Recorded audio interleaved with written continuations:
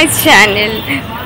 আজকে ষষ্ঠীর অঞ্জলি হচ্ছে, মানে কালকে তো অনেক কাজ করতে করতে অনেক বেলা হয়ে গেছিলো, ওই জন্য কালকে শাড়ি পরতে পারিনি, ওই জন্য আজকে শাড়ি পরবো। পুজো হচ্ছে, পুজো হয়ে গেলেই শাড়ি পরবো। তারপর দেখছি, তারপর একটু আজকে বেরোবো, কারণ কালকে বুঝতেই পারছো কালকে অঞ্জলি দিতে দিতে অনেক বেলা হয়ে গেছে, কালকে বেরোতে পারিনি, ওই জন্য আজকে বেরোবো। দেখো আজকে ষষ্ঠীতে মানে সব আমার মা নয়, কাকিমা পিসিরা অঞ্জলি দিচ্ছে, সবই তোমাদের সঙ্গে শেয়ার করব। আর পুরো দিনটা কীরকমভাবে শাড়ি পরে কীরকম কী লুক আসে সবই তোমাদের সঙ্গে শেয়ার করব, দেখতে থাকো। ওকে, এবার মা কাকিমার অঞ্জলি দিচ্ছে, যাই গিয়ে দেখি। বাই।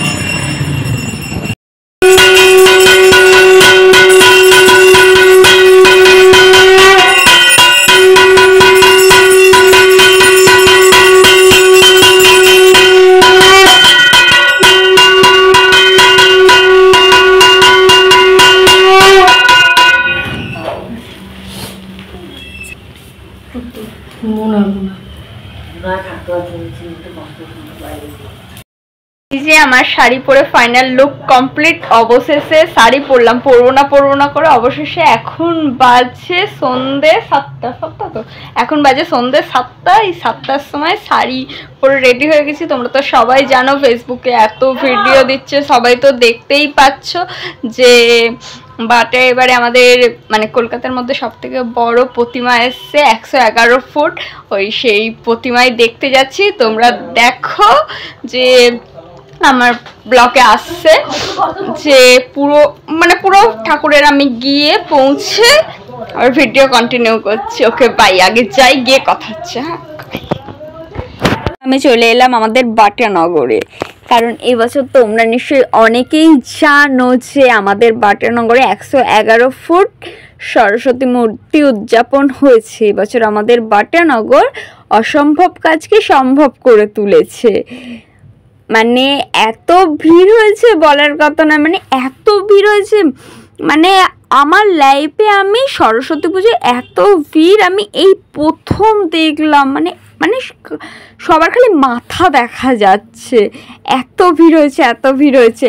তাই আমরা ভেতরে যেতে পারিনি, আমাদের পক্ষে সম্ভবও ছিল না, কারণ দুখানা বাচ্চাকে নিয়ে, কারণ আমার ভাই বোন এসেছিল, ওদেরকে নিয়ে ভেতরে যাওয়া সম্ভব হচ্ছিল না। বাইরে থেকেই যেটুখানি নেয়ার মানে যেটুখানি তোমাদের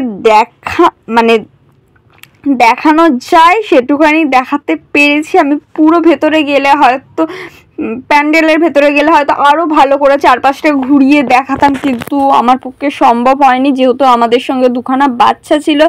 তাই বাইরে থেকে যেটুখানি দেখাবার সেটুখানি দেখিয়েছি, তাও যেটুখানি আমার আয়ত্তের মধ্যে এসে সেইটুখানি আমি তোমাদের সঙ্গে শেয়ার করার চেষ্টা করেছি। প্লিজ কিছু মনে করো না, কারণ ভেতরে যেতে পারিনি, আমাদের সঙ্গে দুখানা বাচ্চা ছিল, আর এত বড় মূর্তিকে তো আর পুজো দেওয়া যায় না, ওই জন্য সাইডে একটা প্যান্ডেল করে সেখানে প্রতিমা আনা হয়েছিল, সেই প্রতিমাটাকেই পুজো করা হয়েছিল। তোমরা জাস্ট দেখো, মানে এত লোক সব ভেতরে গেছে, অনেকে আবার বাইরে থেকে আমাদের মতনও বাইরে থেকে ঘুরে চলে গেছে, কারণ যেহেতু বাইরে থেকে দেখা যাচ্ছিল ওই জন্য ঘুরে চলে গেছে। আর এখানে শুধু প্রতিমা হয়েছে তা নয়, এখানে কিন্তু বিশাল বড় মেলাও বসে, শুধু এবছর নয় প্রতি বছর মেলা বসে, দুর্গাপুজোতেও বসে। আচ্ছা, কে কে এখানে এসেছো আমাকে একটু কমেন্টে জানাবে। এই যে আমাদের প্রচুর ভিড় ছিল, ওই জন্য এই ঠাকুর বাইরে থেকে রেখেছি, ভেতরে তোমরা দেখতে পেলে যে বাইরে থেকে রেখেছি। আমার কাকিমা, আবার আমার বন্ধু আছে একটা, ওর সঙ্গে আবার একটু ঢুকবো ওখানে, এবার ভেতরেই যাবো, ভেতর থেকেই দেখবো। আমার পুচকু ভাই কাকিমা কোথায় গেল?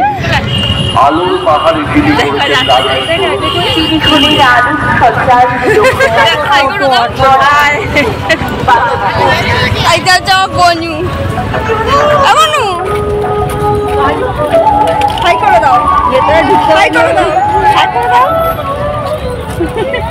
আচ্ছা, ওর মন খারাপ কারণ ভেতরে ঢোকা হয়নি।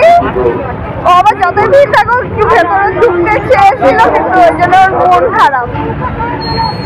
আমরা এখন যাচ্ছি রাস্তা দিকে। দাদাদের তো দেখতে পেলাম না, দাদাদেরও আসার কথা, কিন্তু দাদাদের দেখতে পেলাম না।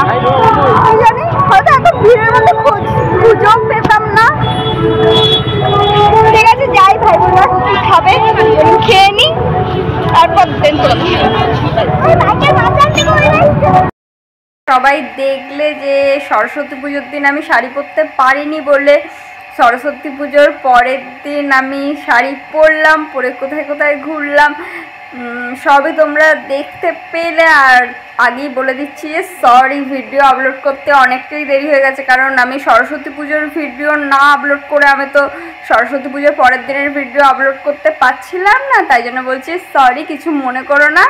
ঠিক আছে, ভিডিওতে যদি তোমাদের ভালো লেগে থাকে তাহলে কী করবে, লাইক কমেন্ট শেয়ার অ্যান্ড ফেসবুকে যারা আছো পেজটাকে ফলো করে দেবে, ইউটিউবে যারা আছো সাবস্ক্রাইব করে দেবে। দেখা হচ্ছে নেক্সট ভিডিওতে, ততক্ষণ ভালো থাকবে, সুস্থ থাকবে, bye, take care, love you.